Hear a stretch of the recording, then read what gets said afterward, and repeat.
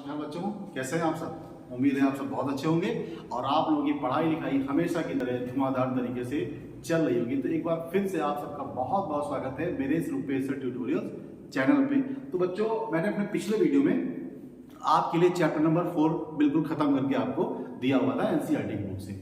और बच्चों, उसी के क्रम में आपको चैप्टर नंबर 5 मिलना चाहिए था, लेकिन यहाँ पर चैप्टर नंबर 5 को हम थोड़ा सा स्किप कर रहे हैं क्योंकि एनसीईआरटी सिलेबस जो हमारा है और इस बार जो यूपी बोर्ड का 30% कोर्स रिड्यूस चलता चला आ रहा है कोरोना के टाइम से, तो उसमें चैप्टर नंबर 5 हमेशा मतलब क्या, हमेशा तो रहता ही है, लेकिन इस बार जो है जो 30% रिड्यूस हुआ है उसमें वो चैप्टर हटा दिया गया है। और वो चैप्टर इसीलिए हम उसको अभी स्किप कर रहे हैं क्योंकि हमको आपको वो सिलेबस कंप्लीट करके देना है जो आपके एग्जाम में आने वाला है। तो बच्चों, चैप्टर 5 को मैं यहाँ पे स्किप कर रहा हूँ और चैप्टर 6 त्रिभुज जो कि बहुत ज़्यादा इंपॉर्टेंट है, ज्यामिति का जो पाठ्यक्रम है उसमें है, तो उसको हम आज शुरू करने वाले हैं। तो हम आपको थोड़ा सा परिचय उसका देंगे और उसके बाद 6.1 एक्सरसाइज शुरू करेंगे। सबसे खास बात, इस चैप्टर में हमको 3 से 4 थ्योरम पढ़नी होती है, प्रमेय पढ़नी होती है। उसमें से 1 या 2 प्रमेय थ्योरम्स आपके बोर्ड एग्जाम्स के लिए बहुत ज़्यादा इंपॉर्टेंट है, वो आती ही आती हैं, लॉन्ग क्वेश्चन में आती हैं। तो हम सारी थ्योरम्स को बारी बारी से करने वाले हैं और चीज़ें आपके लिए बेहतर हो जाएंगी। उन्हीं थ्योरम को अच्छी तरह से आप समझ लेंगे तो आपको क्वेश्चंस करने में बड़ी आसानी होगी। और जिन थ्योरम को, प्रमेय को हम लोग अपने लिए बिल्कुल एक राक्षस की तरह समझ के चलते हैं, अरे ये तो नहीं होने वाला, ये नहीं होने वाला, मेरा दावा है एक बार जब रूपेश सर आपको बताने वाले होंगे, बताएंगे, तो वो चीज़ें आपके लिए हमेशा के लिए मक्खन हो जाएंगी और आप फिर जैसे मन करे उनको खा सकते हैं। अब बच्चों, यहाँ पर हम शुरू करने वाले हैं त्रिभुज का थोड़ा सा परिचय। तो बच्चों, चैप्टर मैंने यहाँ पे लिख रखा है चैप्टर नंबर 6 ट्रायंगल और त्रिभुज। तो बच्चों, सबसे पहले हम जानेंगे कि त्रिभुज क्या होता है, त्रिभुज कितने प्रकार के होते हैं। उसके बाद त्रिभुजों से संबंधित उनके 2 गुण आपके सिलेबस में हैं, एक सर्वांग समता और एक समरूपता। तो उनके बारे में हम बहुत विस्तार से समझेंगे। उसके बाद हम आएंगे प्रश्नावली 6.1 पर। तो बच्चों, सबसे पहले मैं आपको यहाँ पर बताने वाला हूँ त्रिभुज क्या होता है। तो बच्चों, यहाँ पे त्रिभुज हम लिखने वाले हैं। हालांकि ये सभी डेफिनेशंस आपके एग्जाम में नहीं आने वाली हैं, लेकिन मैं आपको यहाँ पर बताता चलूंगा। तो बच्चों, त्रिभुज क्या होता है? 3 भुजाओं से घिरी बंद आकृति को हम त्रिभुज कहते हैं। 3 भुजाओं से घिरी, 3 भुजाओं से घिरी हुई बंद आकृति को त्रिभुज कहा जाता है। बंद आकृति को त्रिभुज कहते हैं। ओके, बहुत ही सरल डेफिनेशन है, आपको याद नहीं करनी क्योंकि ये एग्जाम में आती ही नहीं, बट आपको पता होना चाहिए ना कि जिसके बारे में हम पढ़ने जा रहे हैं वो एक्चुअली में है कैसा, दिखता कैसा है, उसकी खासियत क्या बात है। तो बच्चों, 3 भुजाओं से घिरी बंद आकृति को हम त्रिभुज कहते हैं। कैसा आपको दिखेगा त्रिभुज? देखिए, एक ये भुजा हो गई, एक ये भुजा हो गई और बच्चों एक ये भुजा हो गई। इस तरह से हमने क्या किया, 3 भुजाओं को बंद करके एक आकृति बना दी है। तो जो आपको ये दिख रही है बच्चों, इसी को त्रिभुज कहते हैं। तो बाय द वे हमने इसको ABC का नाम दे दिया। अब बच्चों, ये ABC क्या है? तो ये जो ABC होते हैं, यहां पर हम लिख देते हैं A, B, C, ये 3 शीर्ष होते हैं, वर्टिसेस होते हैं, 3 शीर्ष होते हैं। और खास बात, इसमें कितनी भुजाएं? 1, 2, 3 भुजाएं। तो इसमें AB, BC व CA, ये बच्चों 3 भुजाएं हैं, आपके त्रिभुज की 3 भुजाएं हैं। और एक बात, आपका एक ये कोण है, एक ये कोण है और एक ये कोण है, 3 कोण है। तो बच्चों, इन कोणों के नाम क्या है जरा देखते हैं। तो इस वाले कोण को अगर लेंगे हम, देखो सबसे खास बात क्या है, जिस कोण का नाम हमको लिखना होता है उस कोण के नाम को लिखने के लिए उस कोण का जो शीर्ष होता है उसको बीच में रखते हैं। फिर कोण जहां से शुरू होता है, जहां पर बनता है और जहां तक जाता है, इस तरीके से हम लिखने वाले। अब ध्यान दीजिए, अगर हमें कोण ए के बारे में लिखना हो तो बच्चों इसको कैसे लिखेंगे? कोण BAC, BAC। आप CAB भी लिख सकते हो, मतलब यहां से शुरू है, यहां पर बना है, यहां तक गया है, यहां से शुरू हुआ, यहां पर बना है, यहां तक गया है, जैसे चाहे वैसे आप लिख सकते हैं। देख, तो कोण ये हो गया। अब इस कोण को क्या लिखेंगे? ABC या CBA, ABC, ये भी आपका कोण है। और बच्चों BCA भी है, ACB भी है, बी सी ए। तो बच्चों ये 3 कोण बनकर तैयार हो गए आपके लिए। तो भैया त्रिभुज में 3 भुजाएं हैं, 3 शीर्ष हैं और 3 ही कोण हैं। हर चीज 3 ही 3 है, ब्रह्मा विष्णु महेश तीनों यहाँ पर मौजूद है। तो बच्चों इस आकृति को हम कहते हैं त्रिभुज। अब एक बात आती है, कोण क्या होता है? कोण क्या होता है बच्चों? 2 रेखाएं एक विशेष बिंदु पर मिलती है, उस बिंदु को हम कोण कहते हैं। ओके, तो इन सभी डेफिनेशंस को हमें याद नहीं करना है और ना तो ये आपके एग्जाम में आने वाली है। मैंने आपको ये बताने की कोशिश की है कि एक त्रिभुज में क्या क्या चीजें हैं जिनके बारे में आपको एक नॉलेज चाहिए, जिससे हमारा ये चैप्टर हमारे लिए आसान हो जाएगा। अब आती है बात त्रिभुजों के प्रकार की, जो आपको पढ़ने हैं नॉर्मली। तो बच्चों त्रिभुजों के प्रकार क्या होंगे यहाँ पर? त्रिभुजों के प्रकार, त्रिभुजों के प्रकार। तो बच्चों त्रिभुजों के प्रकार में एक त्रिभुज हमारे पास आता है समबाहु त्रिभुज। समबाहु त्रिभुज। तो बच्चों बाहु का मतलब होती है भुजाएं और सम का मतलब बराबर। तो जिसकी सारी भुजाएं बराबर हो उस त्रिभुज को हम कहते हैं समबाहु त्रिभुज। ऐसे उसको बनाते हैं। देखिए आपके पास ये त्रिभुज बना पी क्यू आर। तो अगर आपका पी क्यू बराबर क्यू आर और बराबर आर पी है बच्चों, तीनों भुजाएं बराबर हैं और तीनों कोण आपके बराबर हैं, तो इस त्रिभुज को हम कहते हैं समबाहु त्रिभुज। ओके, तीनों भुजाएं बराबर है, तीनों कोण बराबर है, तो ऐसा त्रिभुज होगा समबाहु। एक दूसरा त्रिभुज आता है बच्चों समद्विबाहु।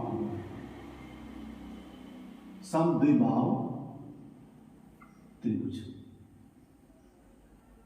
सम का मतलब बराबर, द्वि का मतलब 2, बाहु का मतलब भुजाएं। जिसकी 2 भुजाएं बराबर होती है उसको हम कहते हैं समद्विबाहु त्रिभुज। ऐसा बना सकते हैं। भाई हमने त्रिभुज कैसा भी बना रहे हैं, ऐसे ए बी सी। तो बच्चों इसमें कोई 2 भुजा बराबर ले लीजिए आप। बाय द वे हमने ऐसा लिया ए बी बराबर बी सी।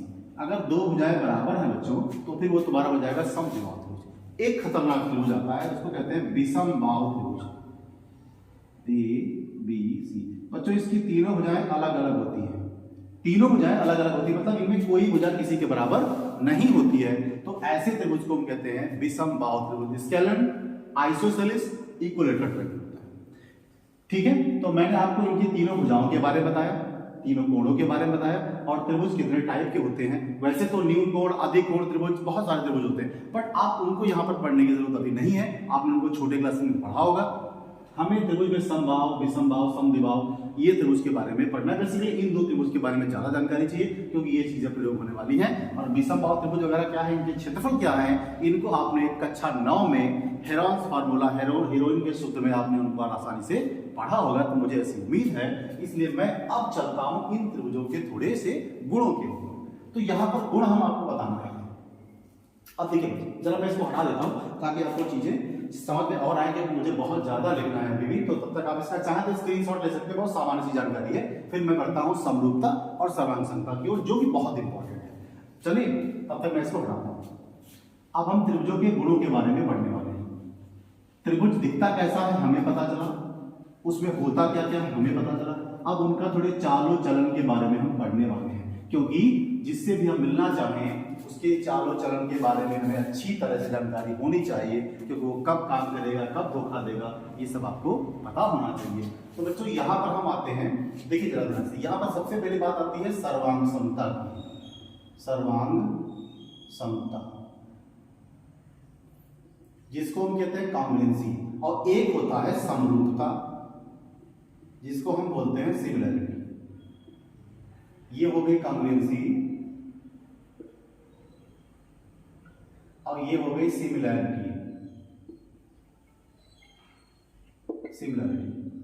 अब सर्वांग समता, समरूपता आपको एक जैसी लग रही होगी, बट इनमें बहुत ही मामूली सा लेकिन भयंकर सा अंतर होता है। मैं आपको बताता हूं। तो 2 शब्द आपकी जिंदगी में आज घुसने वाले हैं, जिनको आप समझिए, आपको बहुत आसानी होगी। जरा मैं आपको बताने की कोशिश करता हूं। बच्चों एक होता है आकार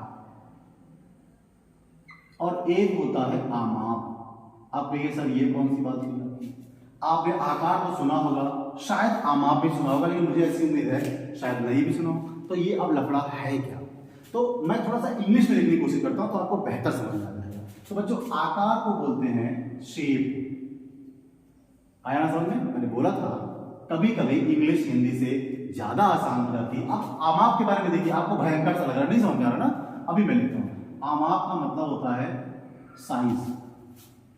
आई थिंक आपको समझ में आ गया होगा। तो मुझे अच्छी तरह पता है कि भैया इंग्लिश में जो है हिंदी से सरल होती है, बस थोड़ा सा उसमें लगाव रखने की जरूरत। और मैं बता दूं आपको, बहुत जल्द आपको इसी चैनल पे इंग्लिश के वीडियोस मिलने जा रहे हैं, तब आप बिल्कुल भी अंग्रेजी में भी दहाड़ेंगे। अभी तो आप गणित में दहाड़ रहे हैं, फिर इंग्लिश में भी दहाड़ेंगे और फिजिक्स में भी दहाड़ेंगे।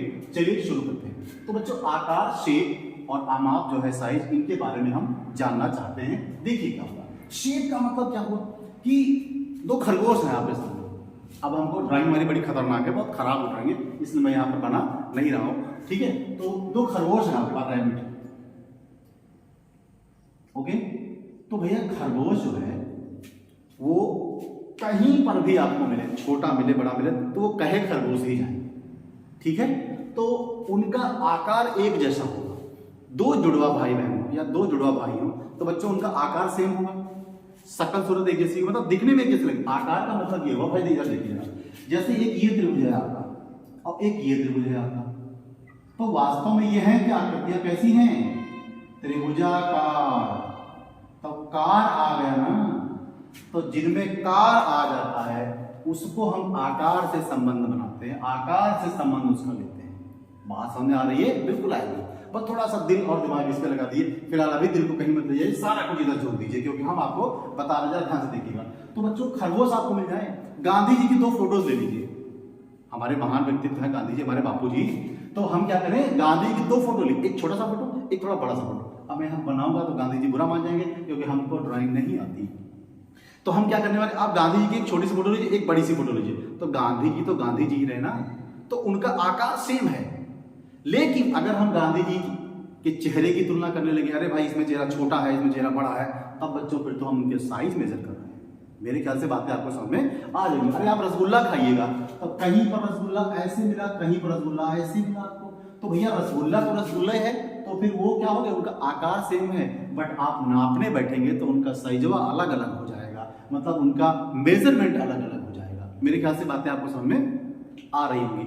अब जरा देखते हैं तो इनको रिलेट कैसे करेंगे, इनको रिलेट कैसे करेंगे। देखिए, अगर हम देखते हैं कि चीजें देखने में एक जैसी लगती हैं, मतलब आकृति का रूप एक जैसा हो, आकृतियां हैं, उनका रूप, भाई दो जुड़वा भाई हैं, दोनों का रूप एक जैसा, पहचानना मुश्किल कौन छोटा है कौन बड़ा है, तो उनका रूप एक जैसा है। तो एक रूप, भाई सीधी बात देखिए, अगर भुजाएं बराबर हैं तो उसको हम समबाहु कहते हैं, तो अगर रूप बराबर है तो उसको समरूप नहीं कहेंगे, बताइए जरा।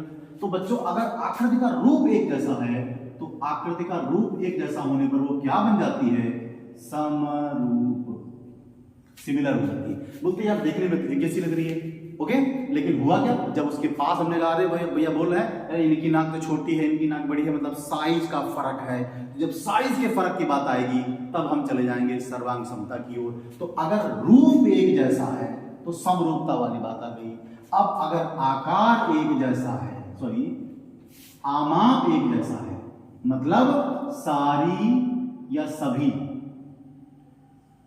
मापें समान हो, तो वो त्रिभुज हो जाएंगे, वो आकृतियां हो जाएंगी सर्वांग सम। सर्वांग सम का मतलब भैया ये हुआ सर्व प्लस अंग प्लस सम। सर्व का मतलब ऑल, अंग का मतलब पार्ट्स और सम का मतलब इक्वल। अब तो बात समझ आ रही होगी। भैया दो जुड़वा भाई बहन है या दो जुड़वा भाई भाई हैं, दोनों का रूप एक जैसा, तो समरूप हुआ कि नहीं हुआ बताइए।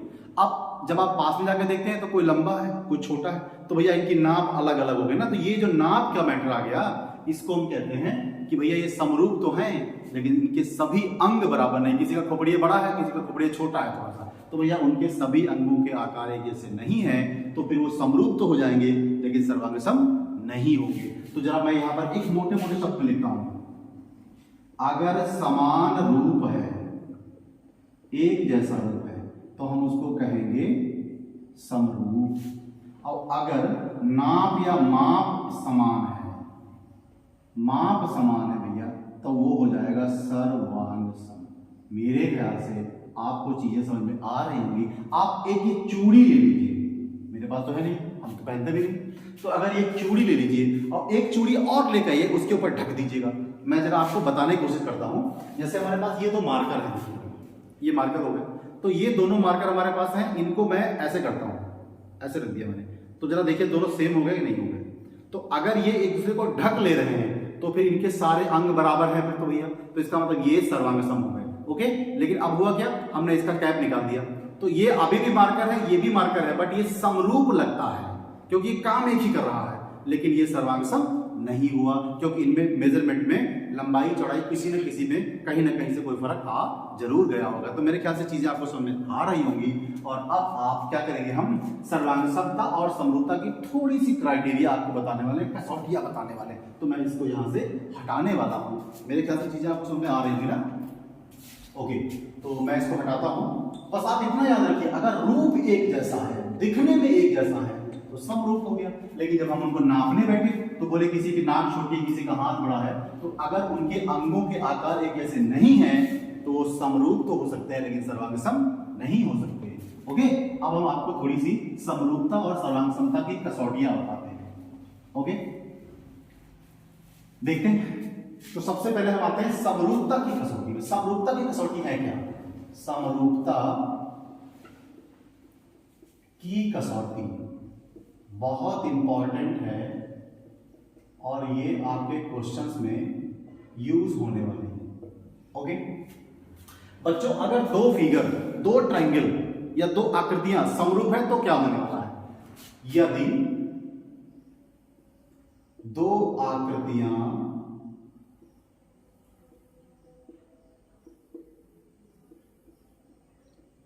समरूप हैं, मतलब उनका रूप एक जैसा है। ओके, अब रूप से याद आ रहा है, तो ये आपके सामने भी रूपेशक खड़े हुए हैं, तो हमारा अगर हमशक्ल आपको मिल जाएगा तो वो क्या होगा? समरूप होगा। पता चला हम थोड़ा सा दुबले हैं, अगर कोई मोटा तगड़ा मिल गया तो समरूप तो है लेकिन सर्वांग सम नहीं है। आप समझ रहे होंगे। तो यदि दो आकृतियां समरूप हैं तो क्या हो जाएगा? पहली कंडीशन क्या होगी? उनके संगत कोण बराबर होंगे भैया, उनके संगत कोण बराबर होंगे। अब ये संगत कोण कौन सी समस्या है हम आपको अभी बताने वाले हैं, थोड़ा सा सब्र करिए। अब दूसरी बात क्या आएगी? संगत भुजाएं जो होंगी, संगत भुजाएं समानुपात में होंगी। अब ये समानुपात कौन सी भूत बलाएं है भैया? जरा ऐसा है, किसी प्रकार की भूत और बलाएं नहीं, ऐसा कुछ होता नहीं है। समानुपात का मतलब आपको बताते हैं। मतलब कहने का ये हुआ कि अगर आपके पास ये दो ट्रायंगल बने हुए हैं, बहुत ध्यान से समझिएगा, ये दो ट्रायंगल बने हुए हैं, हमने कहा भैया ये ABC है और भैया ये PQR है। ओके, कोई परेशानी हो तो कमेंट बॉक्स में बताइएगा, आपकी परेशानी का तुरंत हल होगा, ऐसा मेरा वादा है। तो अब ये आपके पास दो आकृतियां बनी हुई है, तो बच्चों संगत कोण का क्या मतलब? संगत भुजाएं पहले बताते हैं, नहीं सॉरी, संगत कोण, यहां पर मैं संगत कोण की बात करता हूं। देखिए इस त्रिभुज में और इस त्रिभुज में एक काम देखिए कि चुटिया पकड़ लीजिएगा, ये चुटिया हुआ, ये चुटिया हुआ, खोपड़िया हुआ ना, समझ लीजिएगा। आप इसको पकड़ लीजिए, इसको पकड़ लीजिए, इसको पकड़ लीजिए, इसको पकड़ लीजिए। तो कहने का मतलब अगर आप इस भाग को छूते हैं, स्पर्श करते हैं, तो ये भाग और ये भाग जो हुआ ये संगत भाग हो गए।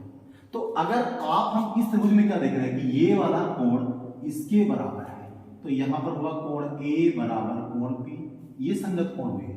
फिर उसके बाद आता है कोण B, तो कोण B का संगत कोण कौन सा होगा? कोण Q होगा। तो यहां पर आएगा कोण B बराबर कोण Q। और बच्चों इसका संगत कोण क्या होगा? कोण C बराबर कोण R। तो ये अगर कंडीशन आ रही है कि इनके संगत कोण बराबर है, संगत कोण बराबर है बच्चों, तो हम क्या लिखेंगे कि त्रिभुज ABC और यहां लिखेंगे त्रिभुज PQR। अब दिखाना है कि ये समरूप हैं, तो समरूपता आप यहां पर लिखेंगे थोड़े, समरूपता का एक निशान होता है, एक साइन होता है, तो समरूपता का साइन आप ऐसा बना देंगे। ओके, मेरे ख्याल से चीजें आपको समझ, ये साइन में दिख रहा है, ऐसा तो नहीं लग रहा आपको कोई गुस्सा होकर लेट गया, ऐसा कुछ नहीं है, ये समरूपता का चिन्ह है, निशान है, एक निशानी है। ओके, दूसरी कंडीशन क्या बनती है? दूसरी कंडीशन क्या बनती है? यहां पर संगत भुजाएं समानुपात में होंगी। अब संगत भुजाओं का मतलब क्या है? आप एक शीर्ष पकड़ लीजिए, आपने ये शीर्ष पकड़ा ना, तो एक कहने का मतलब ये उंगलियां हैं आपकी, दो उंगलियां, तो यहाँ पर जुड़ी हुई ना, तो आप इनको फैला दीजिएगा ऐसे। तो देखिए ये दोनों उंगलियां जो है इनके पिताजी कहाँ है, ये हिस्सा ना, ये वाला पार्ट, तो ये एक उंगली एक ये उंगली आपस में संगत उंगलियां हो गई, क्योंकि ये जुड़ी एक ही जगह से। तो ऐसे ही आप यहाँ पर ले लीजिए। तो अगर आप शीर्ष ए लेते हैं तो भैया इसकी ये भुजा और इसकी ये भुजा, ये आपस में संगत भुजाएं होगी।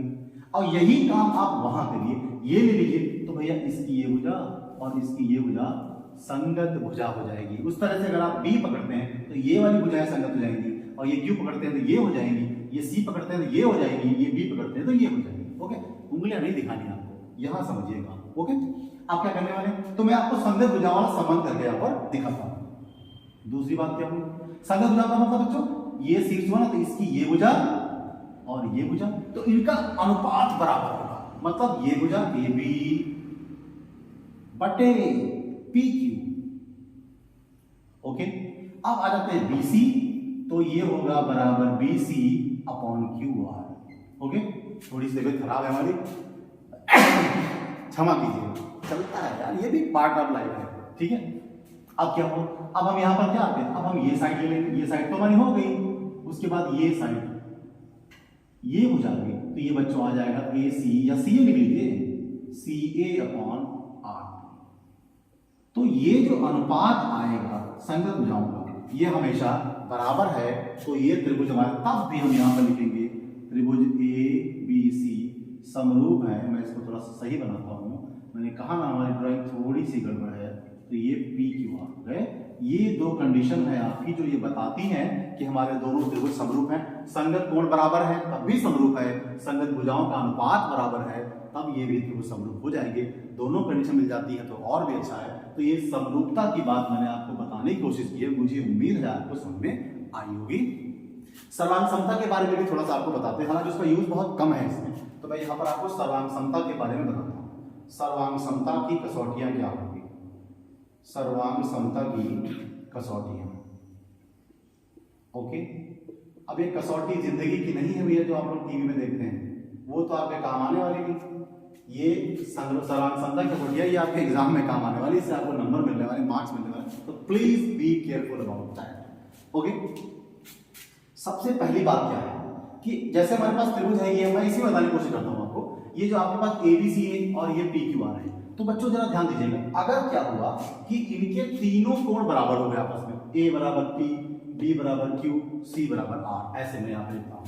तो angle A equals to angle P, angle B equals to angle Q और angle C equals to angle, अगर आपके तीनों कोण बराबर है बच्चों, तो ये कोण हुआ, ये कोण हुआ, ये कोण हुआ, तो मतलब हम क्या लिखेंगे यहाँ पर, कोण कोण कोण। तो कोण को अगर हम एंगल से समझे तो यहाँ पर बच्चों लिख देंगे ए का मतलब एंगल, भुज, कोण कोण कोण, ये सर्वांग समता की कसौटी है। हिंदी में ना लिखकर बड़ा लंबा हो जाएगा, इसलिए हम लोग एंगल एंगल एंगल लिख लेते हैं। तो बच्चों यहाँ लिखेंगे त्रिभुज, आप सुनिएगा जरा ध्यान से सुनिएगा, दो त्रिभुज है ना हमारे पास, एक ये त्रिभुज एक वो त्रिभुज, तो दोनों के कोण आपस में बराबर है ना, तो क्या करेंगे, त्रिभुज ए बी सी सर्वांग सम, सर्वांग सम का मतलब दो सीधी लाइन और एक के समरूपता का निशान, बराबर हो जाएगा त्रिभुज पी पी क्यू आर। एक कंडीशन होगी। अब मैं आपको बताता हूं दूसरी कंडीशन क्या होगी, अगर तीनों भुजाएं बराबर हो, तीनों त्रिभुज, दोनों त्रिभुजों की, मतलब ए बी बराबर पी क्यू और बी सी बराबर क्यू आर और सी ए बराबर आर पी, मतलब तीनों भुजाएं बराबर, तो भैया तीनों साइड हैं, तो ये हो जाएगा भुजा भुजा भुजा, मतलब साइड साइड साइड, और ट्रायंगल ए बी सी ये सर्वांग हो जाएगा पी क्यू आर के। मेरे ख्याल से बातें आपको समझ, कुछ भी कठिन है ही नहीं, बहुत ही नॉर्मल सी बात है, आपने नाटक भी पढ़ा होगा, इसलिए मैं थोड़ा सा हल्के में आपको लेके चल रहा हूँ, ये चीजें बताने की कोशिश कर रहा हूँ, ताकि इसका तो बहुत कम यूज है ना, सर्वांग समता का बहुत यूज, और इसके बाद जब आपको थ्योरम करवाएंगे, मुझे ऐसी उम्मीद है, मुझे पक्का पता है कि वो थ्योरम आपके दिमाग में उतर जाने वाली है और आप वैसे ही उसको एग्जाम में उतार देंगे और आपके बहुत धमाकेदार नंबर आने वाले हैं, तब जाकर आप बोलेंगे ना कि मैंने पढ़ा कहां से। तीसरी चीज क्या आती है बच्चों, मैं जरा यहाँ पे बताता हूँ, अगर इन दो ट्रायंगल्स में कोई दो भुजाएं बराबर हो और एक कोण आपको मिल जाए, कहने का मतलब दो भुजाएं एक कोण या दो कोण एक भुजा, बाई द वे हमने ऐसा लिया कि by the way angle A equals to angle P हो गया और angle B equals to angle Q हो गया बच्चों। ये वाला एंगल इसके बराबर है, ये वाला एंगल इसके बराबर है, तो बच्चों A B equal to P Q हो जाएगा। मतलब आपके दो कोण हो गए ना, तो एक कोण यहां लिख दो, एक कोण यहां लिख दो, बीच में भुजा लिख दो। तो कोण भुजा कोण से क्या हो जाएगा, त्रिभुज एबीसी सर्वांगसम है त्रिभुज पी क्यू आर। एक ये कसौटी होगी। अब बच्चों होगा क्या चौथी कसौटी, जरा देखते हैं। हम ऐसा लेते हैं कि अगर आपके पास ए बी बराबर ए सी है, ए बी बराबर ए सी, सॉरी यहां पर हम लिखेंगे A B equal to P Q, और क्या लिखेंगे A C equal to P R. Okay, और कोण ए बराबर कोण बी बराबर लिखेंगे कोण क्यू। अब हम क्या देख रहे हैं, यहां पर हमारी दो भुजाएं हैं, तो भुजा भुजा और बी क्यू जा रहा है, कोण को फंसा दीजिएगा। तो भुजा कोण भुजा से तब भी हमारे त्रिभुज ए बी सी सर्वांगसम हो जाएंगे त्रिभुज पी क्यू आर से। तो बच्चों मैंने यहाँ पर आपको समरूपता और सर्वांगसमता दोनों की कसौटी आपको बता दी है। इन्हीं का यूज हमें करके क्वेश्चंस को सॉल्व करना। बस आप इतना याद रखिएगा, समरूपता के केसेस में अगर हमारे दो त्रिभुज या दो आकृतियां हैं तो उन दोनों आकृतियों में संगत कोण बराबर होने चाहिए और संगत भुजाएं जो हैं उनका अनुपात बराबर होना चाहिए किसी कीमत पर। अगर ऐसा है तो वो आकृतियां हमारी समरूप हो जाएंगी, अदरवाइज ऐसा नहीं होगा। तो बच्चों मैंने आपको त्रिभुज में एक छोटा सा परिचय देने की कोशिश की है, और यदि आपको ये परिचय समझ में आया हो, अच्छा लगा हो, तो मेरे इस चैनल को सब्सक्राइब करिए और वीडियो को लाइक भी करिए। मैं अपने अगले वीडियो में आपके लिए एक्सरसाइज 6.1 बहुत जल्द लेकर आपके सामने आऊंगा, और तब तक आप धमाकेदार पढ़ाई करते रहिए ताकि आपके मार्क्स जो है वो एग्जाम में बहुत अच्छे आने चाहिए। जय हिंद।